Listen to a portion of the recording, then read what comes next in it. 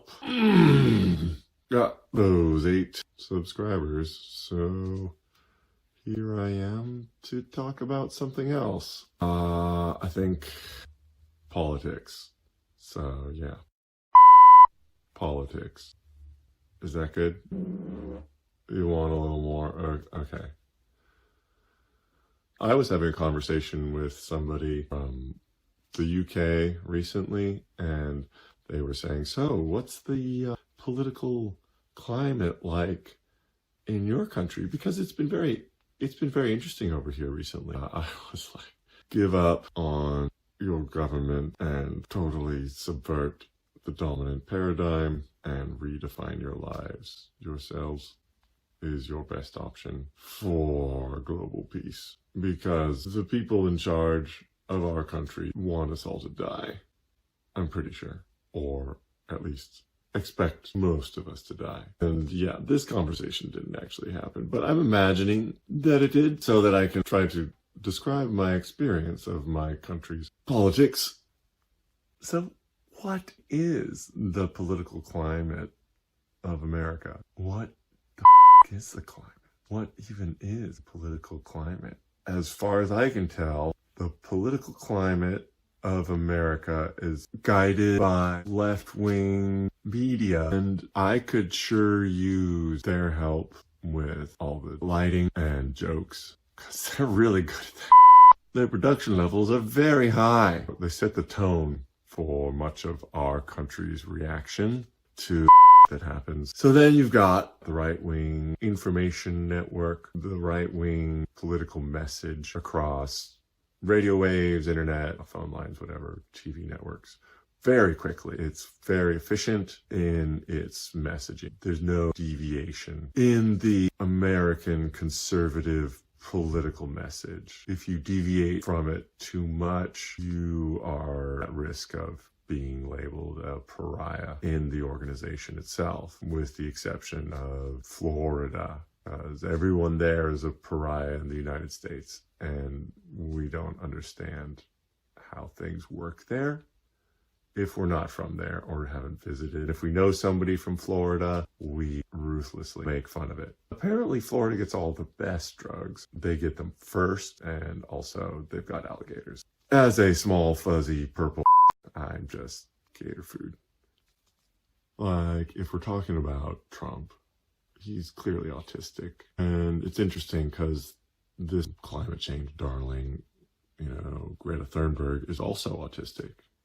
And it's interesting to think that they have sort of similar neurotypes. It's an interesting matchup for me as an autist myself. The thing about autism that a lot of normal people don't really understand is that autists are not socially challenged because we don't understand people. We really understand people. We see people for who they are. And the truth is, most normal people are just false. They're false. You start to sort of realize that the truth is a relative thing that everybody manipulates. Trump was very good at reading people. What you learn to do is work within this sphere of untruth that is daily life. What is acceptable in American society and American politics, which is to basically lie all the time. And, there's places in the US where people will totally speak their mind to a point. There's a lot that goes unsaid. There's a lot that goes unacknowledged in favor of the next thing. It was Greta Thunberg, now it's this scandal in Ukraine. Like, how is this news? We know Donald Trump does this because he's autistic. He's overwhelmed, not keep up with the tasks we have presented him with. I don't get the impression that Trump is doing much presidenting at all. And if we just took him out of the picture, not much would actually change. We are in this political climate in the United States. Mistrust, lack of hope. What you're seeing is a lot of sort of newbies getting involved in politics. Because, if Trump can do it, anybody can do it. local politics are actually getting kind of excited. People talking about sustainability and just getting along with each other, because we're not doing that. We need to have a beer, America, just like hash it out with each other. Remember what makes us human and how that binds us together. Come up with a solution to the world's problems that we all find acceptable, and stop obsessing over the last big news story and stay focused on the real problems of the world.